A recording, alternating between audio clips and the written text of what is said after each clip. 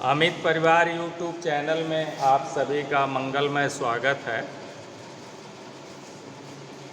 एक बेटा ये आपका सर्किट है, इस टाइप का प्रश्न आपके कंपटीशन में पूछा जाता है और ये किरचॉफ के द्वितीय नियम अथवा जिसे आप कहते हैं किरचॉफ का वोल्टता नियम या शॉर्ट में हम लोग कहते हैं केवीएल। तो किरचॉफ के वोल्टता का जो द्वितीय नियम है बेटा वो ऊर्जा संरक्षण पर आधारित है, ये भी बहुत पूछता है।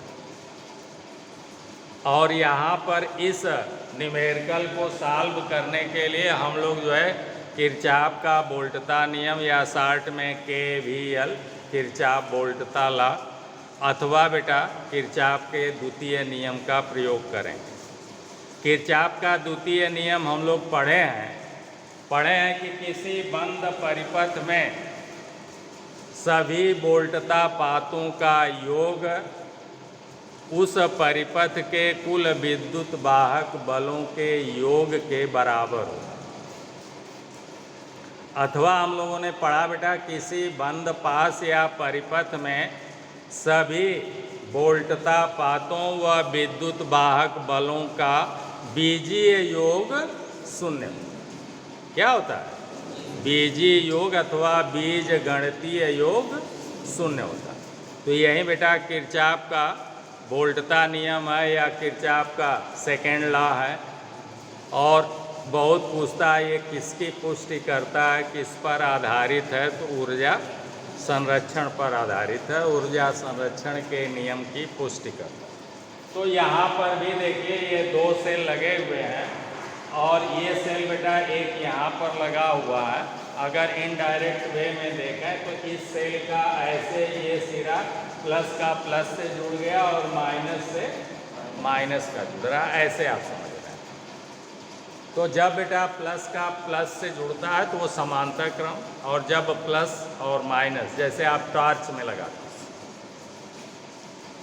रेडियो में लगाते हैं, टॉर्च में कैसे लगाते हैं? एक सेल का माइनस दूसरे का धन, तो उसे श्रेणी सीक्वेंस बोलते हैं। श्रेणी सीक्वेंस में कुल वोल्टेज का मान बढ़ जाएगा। दो सेल डेढ़ वोल्ट का लगाएंगे टॉर्च में बेटा तो कुल मिलाकर श्रेणी सीक्वेंस वो बनेगा 3 वोल्ट हो जाएगा। समांतर क्रम में क्या है? जब दोनों सेलों के धन सिरे बेटा एक साथ और ऋण सिरे एक साथ जोड़ दिए जाएं तो उसे समांतर क्रम बोलेंगे। और समांतर क्रम में क्या, हर जगह वोल्टेज समान रहेगा।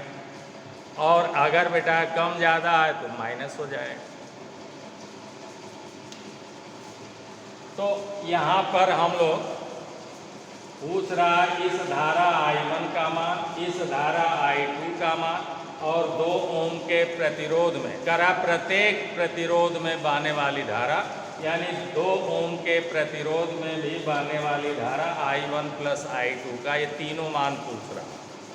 तो हम लोग पहले ये वाला पथ लेते हैं, ये बंद पास लेते हैं।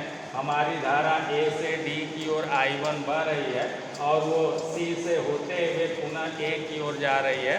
तो पहले हम लोग ये वाला पास लेते हैं, बंद पास ADCA किरचॉफ के वोल्टता नियम से, यानी KVL से। KVL लगाएंगे बेटा किरचॉफ, ये सेकेंड लॉ है। तो लिखेंगे बंद पास भैया, बंद पास ADCA से।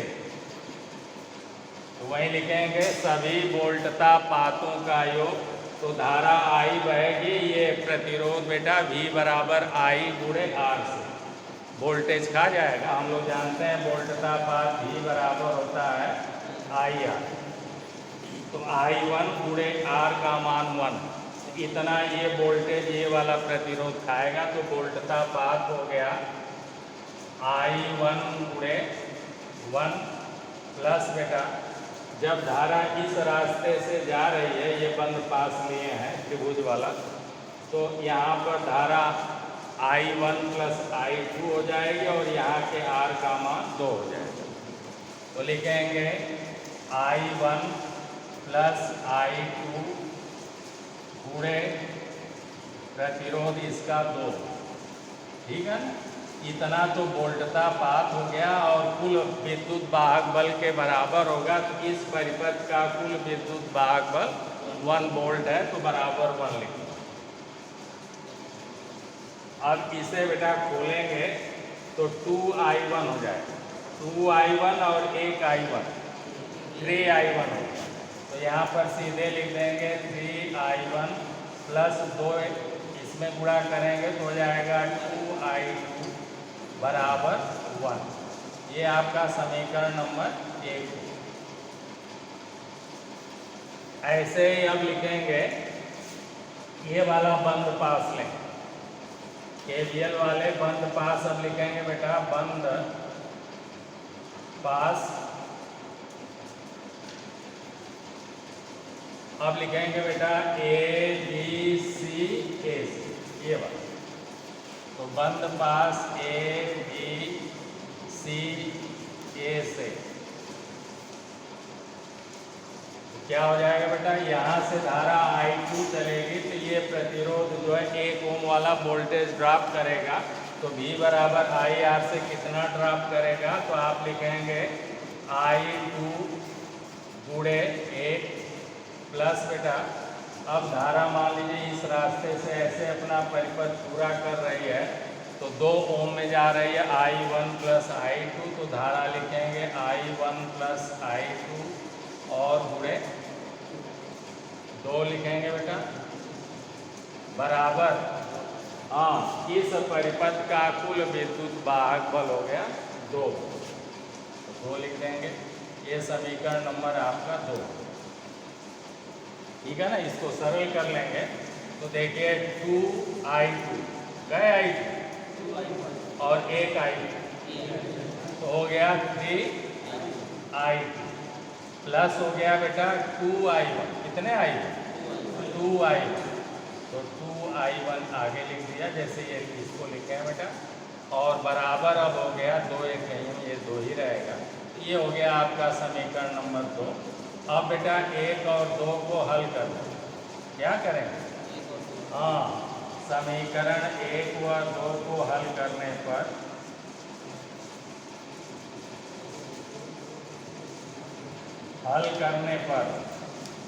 तो हल करिए। अब बेटा यही मैं देखें 3 को 6 बनाया जा सकता है और 2 को भी 6 बना सकता। ना ही जो है 2 को 3 बना सकते ना 3 को 2 बना सकते, लेकिन दोनों जगह 6 बना सकते हैं। तो 6 बनाने के लिए इसमें 2 से गुणा करेंगे और इसे 6 बनाने के लिए इसमें 3 से गुणा कर दें और समीकरण के दोनों पक्षों में एक ही संख्या से गुणा या भाग करते हैं तो समीकरण के मान में कोई परिवर्तन नहीं होता। तो बेटा यहाँ 2 से गुणा कर दें तो इस समीकरण नंबर 1 हो जाएगा 2 तिया 6I1 प्लस 2 दूना 4I2 बराबर 2 1 2। ऐसे इसमें बेटा 3 से गुणा कर दें तो ये हो जाएगा 6I1 प्लस 3 3 के 9I2 प्लस बेटा 3 दूना 6। अब बेटा घटा दें, घटाते समय निचली राशि का चिन्ह विपरीत हो जाता, धन का ऋण हो जाएगा। ये कैंसिल हो गया, देखिए प्लस 6 में से माइनस तो कैंसिल हो गया। यहाँ 4 और ये 9 है तो -5I2 बच गया। कितना बचा? 9 वाले का बचेगा, 9 वाला माइनस है तो -5I2 बराबर -4। 6 वाला माइनस हो गया तो -4 बचा, दोनों पक्षों से माइनस हटा देंगे। अब अगली लाइन में लिखेंगे I2 बराबर 4/5। क्या लिखेंगे? 4/5 हो। 5 वाटे 40 0.8 एम्पियर। 4 में भाग देंगे 5 से, 5 वाटे 40.8 एम्पियर आ गया बेटा। एक आंसर आ गया आपका, I2 का मान आ गया, एक आंसर आपका आ गया।